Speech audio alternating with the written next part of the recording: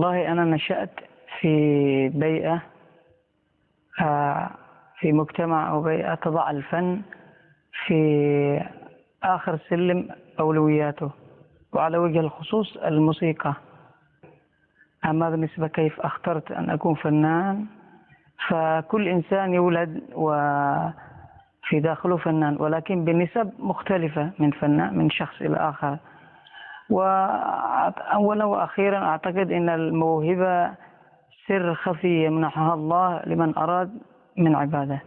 طبعا أولهم أهلي بعد الله، وبعدين الأصدقاء وممن سبقونا في الفن، في منهم من الحارة نفسها يعني، وفي أدباء وفي شعراء وفي مجموعة يعني كبيرة، وفي ناس برضو كانوا حجر عثرة، لكن برضو طبعا واجهتنا في البداية، ولكن كانت لا يهمني أن أنا أروح أدرس والحمد لله يعني تجاوزت كل الصعوبات وبفضل من الله ومن الأهل والأصدقاء أن أحصل على تقدير مشرف.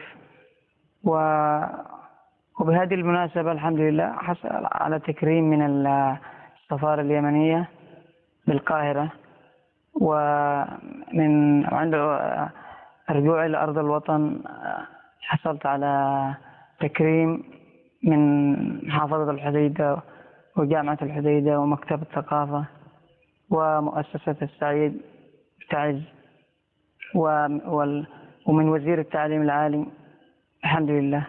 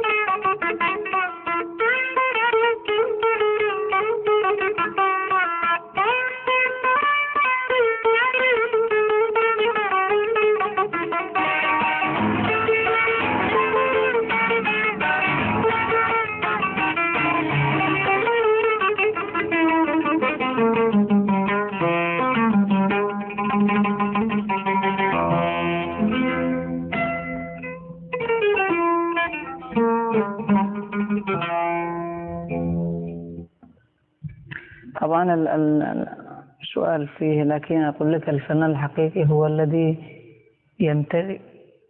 يمتلك إمكانية التطور والارتقاء بفنه.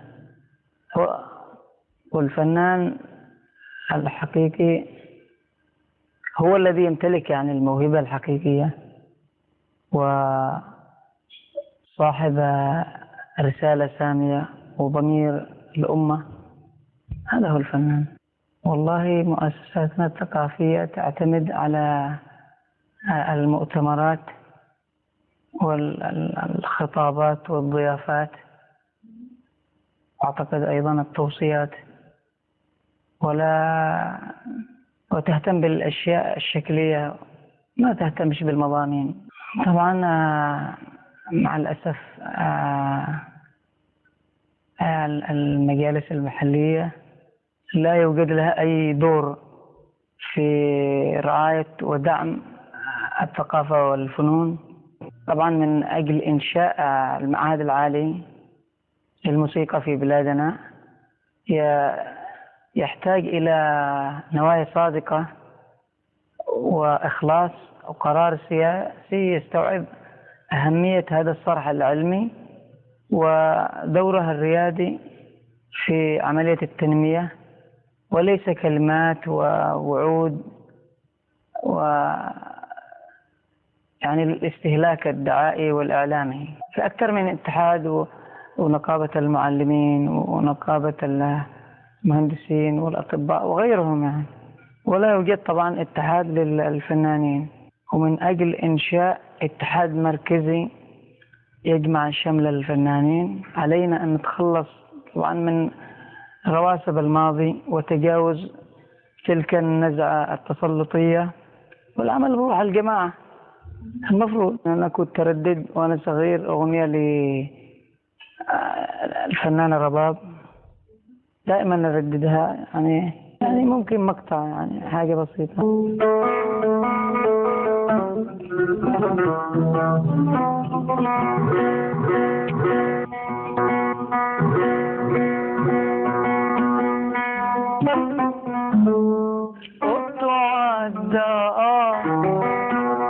لا أنا ولا أنت بنقدر، وقت عدى والعمر بس عدى حدى، وقت عدى وقت عدى. حاسب الوقت لا تحاسبني أنا، حاسب الوقت اللي فرق بيننا، حاسب الوقت لا تحاسبني أنا،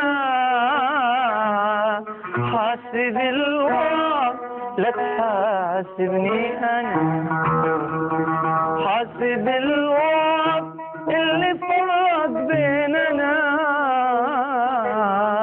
حاسب الوقت اللي فرق بيننا. وقت عدى لا أنا ولا أنت بنقدر، وقت عدى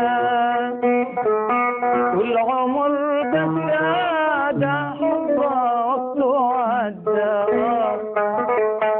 لا أنا ولا أنت ولا أنت، وقت عدى. حاسب الوقت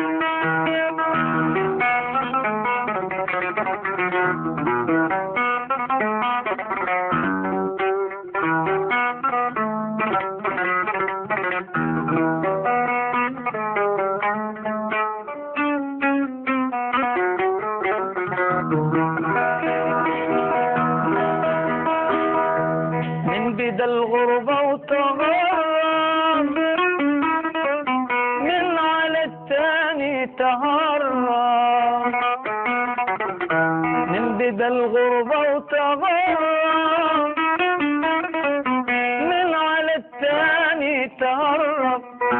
أنا وصلت الرسايل المن من البريد، جيتك بكل الوسايل وانت في الغربة ضعيف. أنا وصلت الرسايل المن من البريد، جيتك بكل الوسايل وانت في الغربة ضعيف. أنا وصلت الرسايل من البريد، جيتك بكل الوسايل انت في الغربة ضعيف وقت عدى لا أنا ولا أنت بنقدر وقت عدى والعمر بس عاد حبة وقت عدى والعمر بس عاد حدى وقت عدى لا أنا ولا أنت بنقدر وقت عدى وحاسب الوقت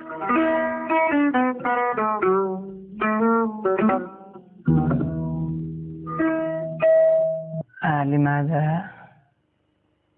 طبعا أنا لأن الأغنية التهامية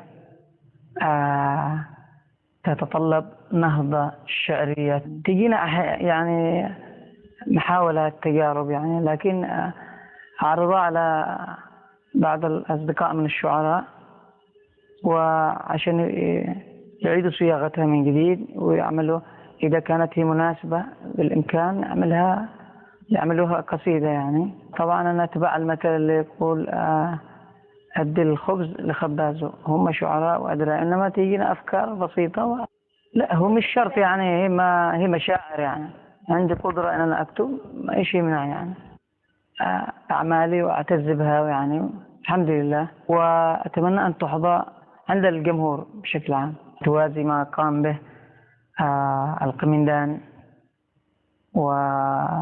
والمحضار في الأغنية. يحتاج جهود جماعية ما في جهود فردية لمجموعة بعدد الأصابع، لا يحتاج إلى نهضة جهود يعني،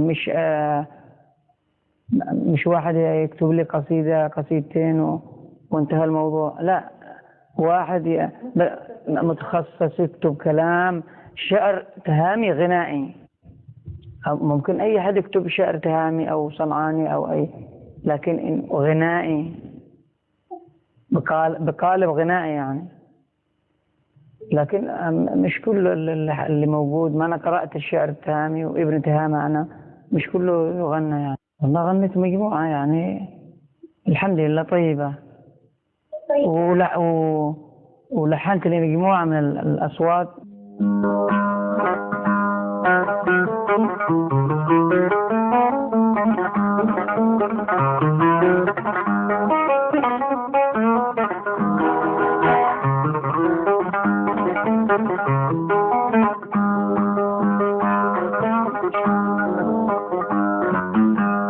تذكر أيام ما كنا أطلب صالك يردنا، تذكر أيام ما كنا أطلب صالك يردنا،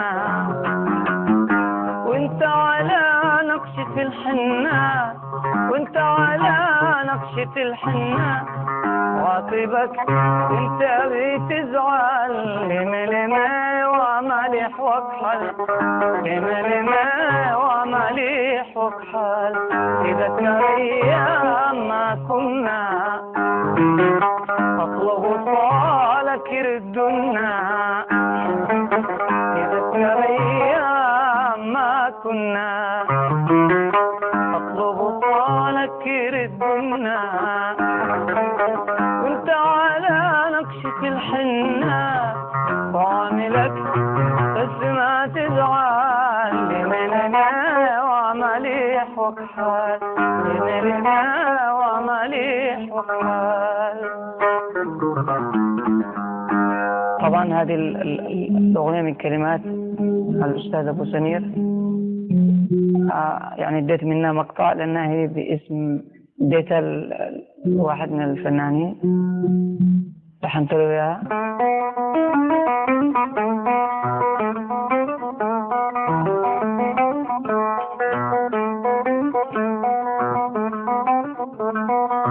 وخلي بعدك علي طال ما ذقت انا في بعد راحة، صار المشتاق وحالي حال وقلبي انت لها فرحة،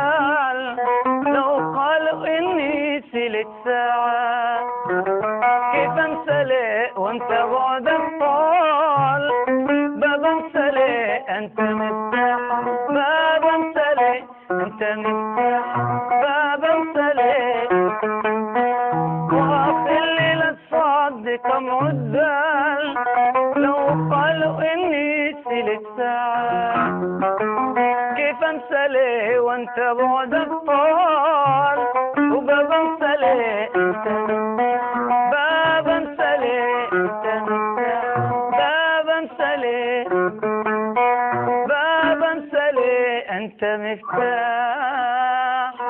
هذا العمل للشاعر محمد طاهر الأهدل.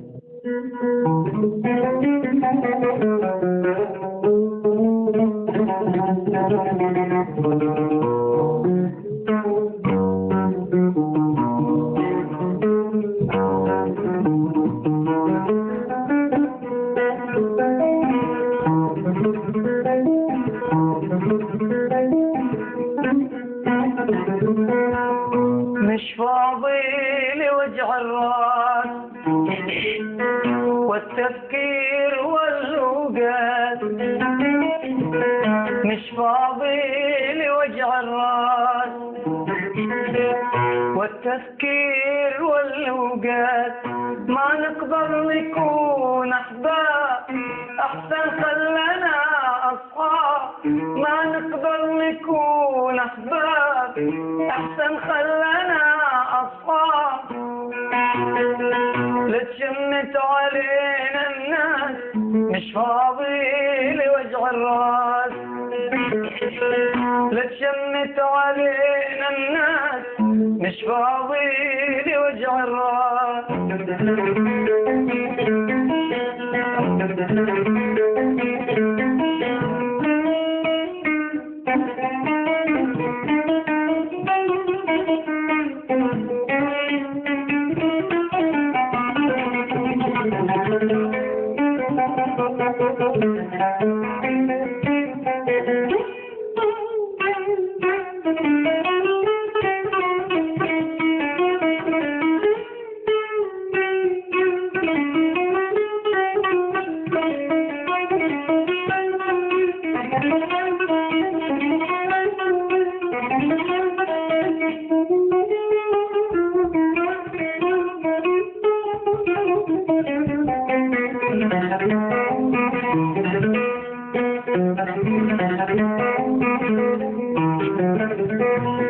أحسن لي وأحسن لك دور غير أنا أشوف لك أحسن لي وأحسن لك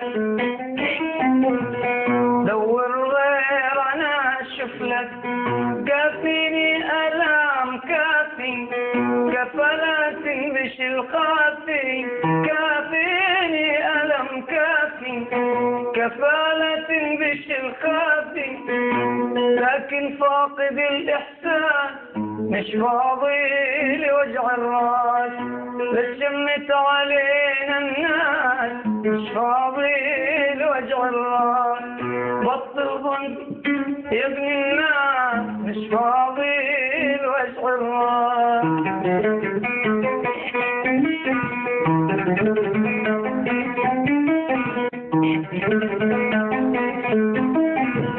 مش فاضي لوجع الراس والتفكير والوقت ما نقدر نكون أحباب أحسن خلنا أصحاب ما نقدر نكون أحباب أحسن خلنا أصحاب بطل غنق يا ابن الناس مش فاضي لوجع الراس بتشمت علينا الناس مش فاضي لوجع الراس مش فاضي لوجع الراس.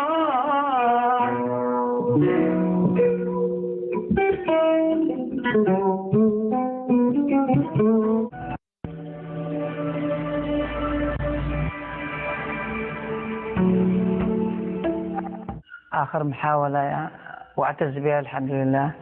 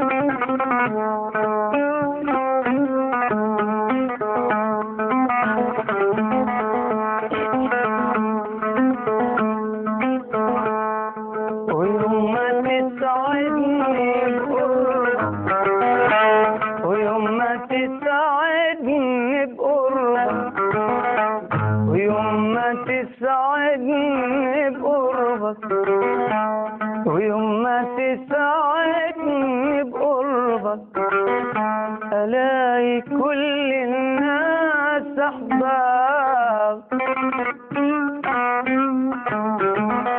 ويفيض عليا نور أقول مفيش في الحب عذاب.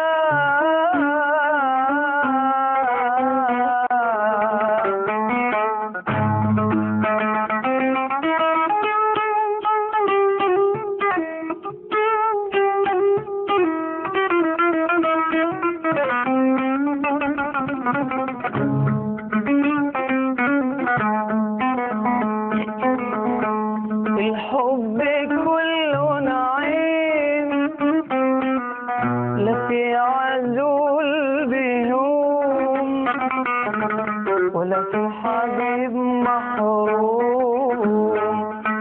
الحب كله نعيم لا في عزول بينوم ولا في حبيب محروم. يا ريت يدوم للقلب صفا وأقضي طول العمر معاك. يا ريت يدوم للقلب صفا وأقضي طول العمر معاك وأقضي طول العمر معاك.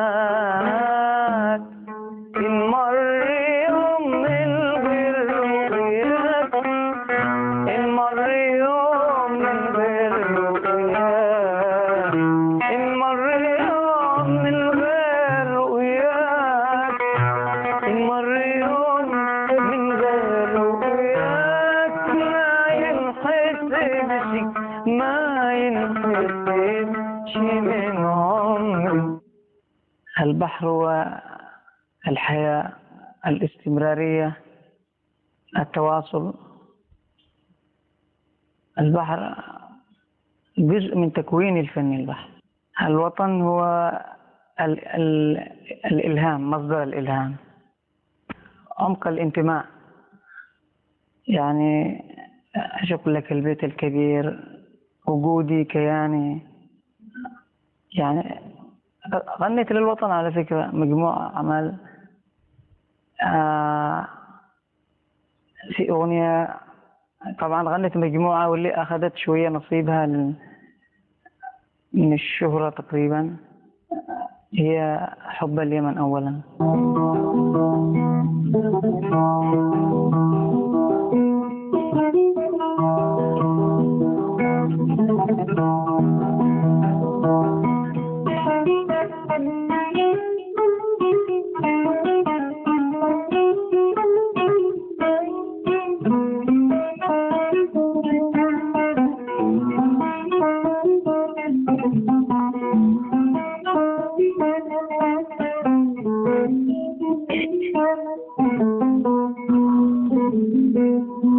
كل الولاء للوطن مهما يجور الزمن، ومن يعادي اليمن ما له بأرضي سكن.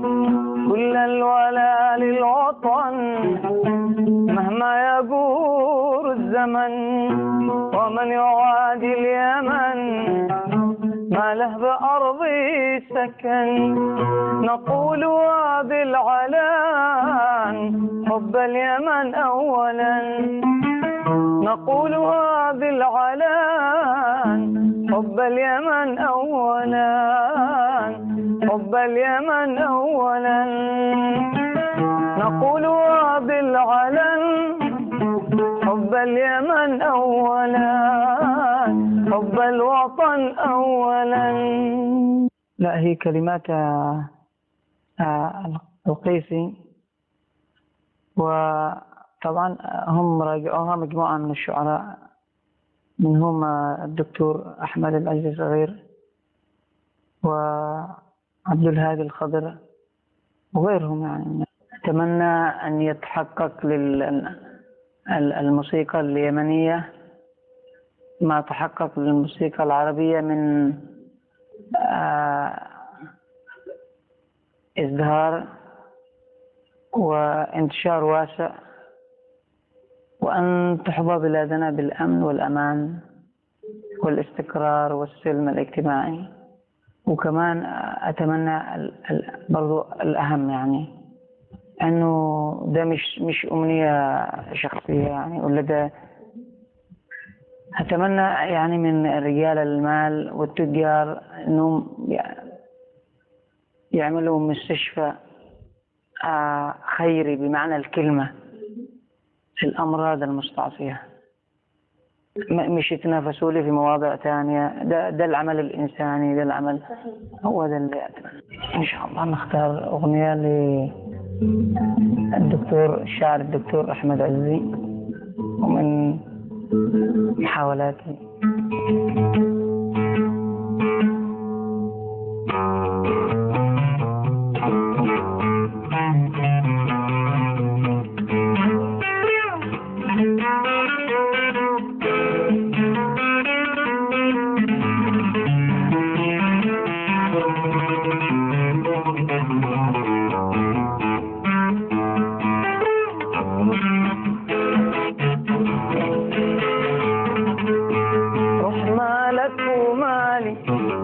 خليني في حالي، روح مالك ومالي، خليني في حالي، خليني ويكفي طول سود الليالي، خليني ويكفي طول سود الليالي.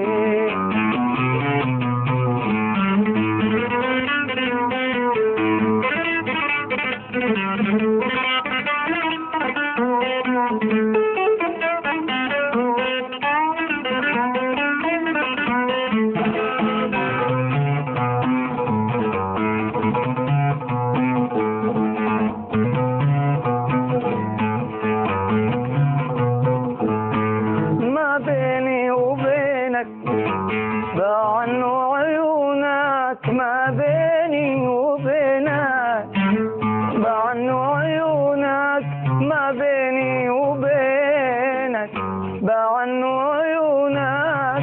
روح ربي عينك، روح ربي عينك، لا تطول جدالي، روح مالك ومالي، روح مالك ومالي، خليني في حالي، روح مالك ومالي، خليني في حالي،